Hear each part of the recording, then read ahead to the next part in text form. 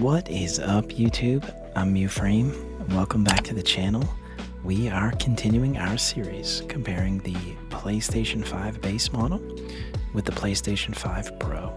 If you haven't seen the first video in the series, I'll link it here. And with 2025 shaping up to be another big year for console gaming, you may be wondering, is it time for a mid-generation console refresh? Or if you haven't yet picked up a PS5, should you go for the base model or spend the extra cash for the PS5 Pro? Well, I think these comparisons are going to help to give you an idea of what type of graphical fidelity and performance you can expect from each model when you are playing some of today's most graphically demanding AAA console titles. We'll be looking at the various performance and fidelity modes that are available on each title and doing side-by-side comparisons. So without any further ado, let's get into the first title. Now, at launch, Alan Wake 2 was certainly one of the most beautiful console games I had ever played. The textures were very detailed, although the performance did suffer from the occasional frame drop. You'll see in the side-by-side we've got the base model performance mode and the PS5 quality mode. You'll see you start to get some blurriness on those water reflections and in the distance in the performance mode. Now the Pro seeks to address this with a Pro quality, Pro performance, and a balance mode.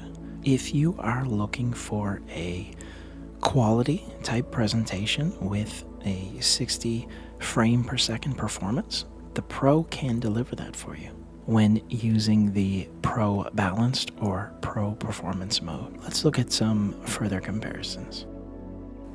You'll see on the Pro we're getting much more realistic type reflections in the water on the pavement. You'll also notice there are shadows under the leaves that would be sitting on a shallow puddle of water.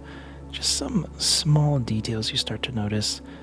The smoothness of the character movements. We are now in the Pro Balanced versus the 5 quality. It's hard to tell, but once the character starts moving, you begin to notice those extra frames on the Pro. And I think this is the real sweet spot. The PS5 Pro Performance mode, getting a solid 60 frames without compromising too much on the graphical fidelity.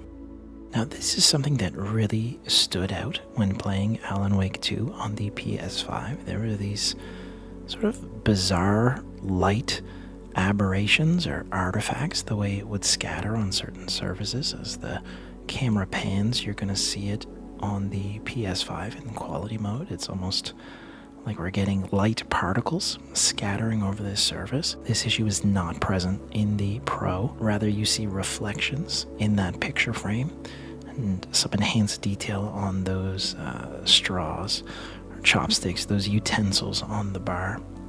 See, you've got it also in the base model performance.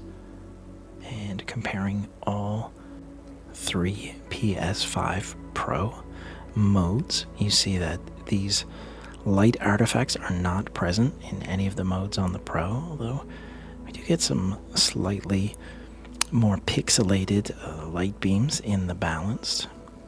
But in any case, all 3 modes look excellent.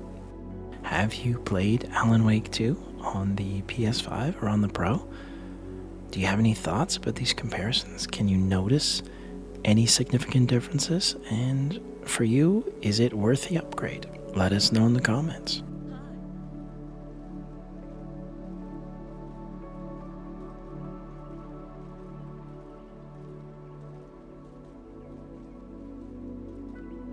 At nighttime, we notice something quite interesting on the Pro. See, the raindrops hitting the pavement make ripples and warp that light reflection on the pavement. We do not get this effect on the base model. What are your thoughts on Alan Wake? Let us know as we move on. Spider-Man 2. As a first-party PlayStation title, which has been optimized to run on the hardware It should come as no surprise that this game runs very well on either console, but you'll notice significantly more reflections on Harry's shirt. Slightly smoother performance on the Pro. Both consoles are running the quality resolution mode. The biggest difference for me, and this is really saying a lot, like this game is extremely well optimized for this hardware, but on the PS5 Pro, the textures in the distance are going to load just a second faster. And to be fair, unless you slow down the footage, which we'll do in a moment, you're really not going to notice. As we bring it up, I want you to keep an eye on this mural in the background. I'll highlight it with an arrow here. You'll see as the higher resolution texture of this mural is swapped in from the lower res texture, it's a little farther away on the base model and very much less noticeable on the Pro. Now we're moving on to an absolutely beautiful game, Black Myth Wukong. We've recently started a playthrough on our other channel. I will link that off to the side. But let's take a look at how the Unreal Engine 5 is performing. Yeah, you see, what bliss my fate shows. Luck's around the corner. Seems like you just fell from a fruit tree here. Perfect timing. This peach knew I needed a snack. You sneaky rascal! Dare to fool me? I'll make... Comparing quality modes, it is evident that Unreal Engine 5 provides a beautiful visual experience on either console. I have been playing performance on the Pro. That really is a sweet spot to get a great visual experience without compromising too much on the performance side. This is a demanding game at the best of times, and for me, having played both consoles, the Pro gives a slightly smoother, more enjoyable experience.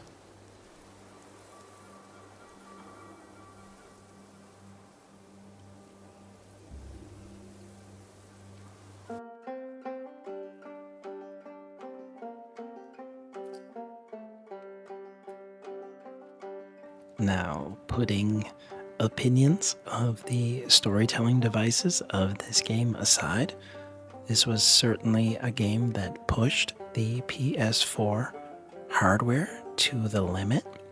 And with this remaster, we'll compare the Pro fidelity versus the base Model 5 fidelity. What stands out to me, not so much more detail, but on the 5, textures are slightly blurrier.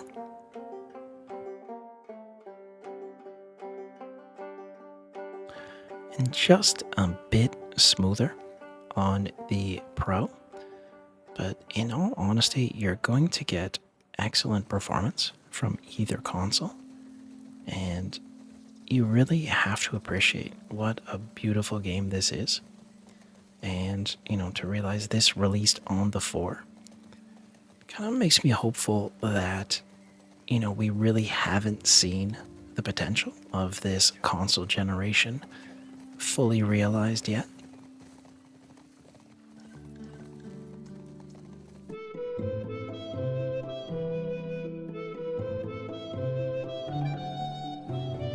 When playing this title, it is quite apparent you're getting some extra frames and a much smoother performance with the Pro, especially in the fidelity mode.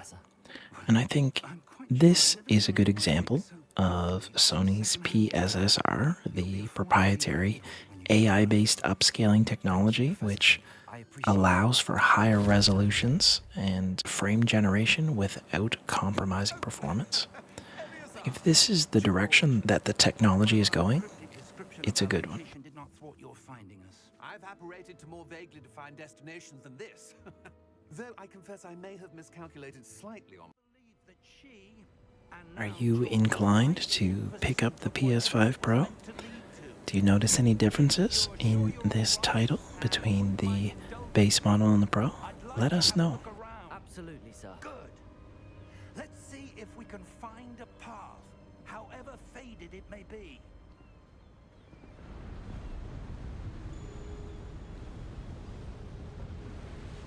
Mind your step.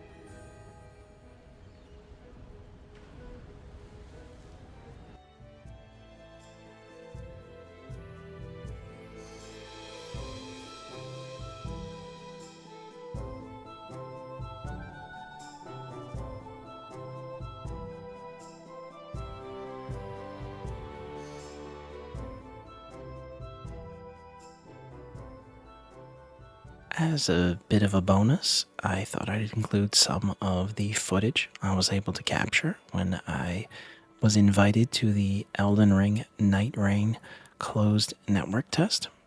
I was able to capture some footage on both the 5 and the Pro. I have another shorter video, but I thought I would include it in this episode of the series, just to see if there are any noticeable differences right out of the box with this build of the game.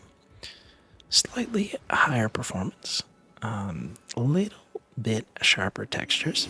I doubt that this has been fully optimized for the Pro yet, but I thought I'd include it.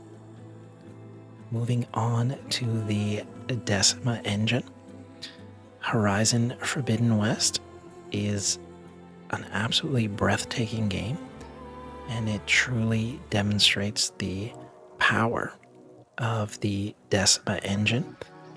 With games like Death Stranding 2 being released soon, I think this game can give us a good example of what to expect with some of the terrain. So comparing the resolution modes of each console with the performance.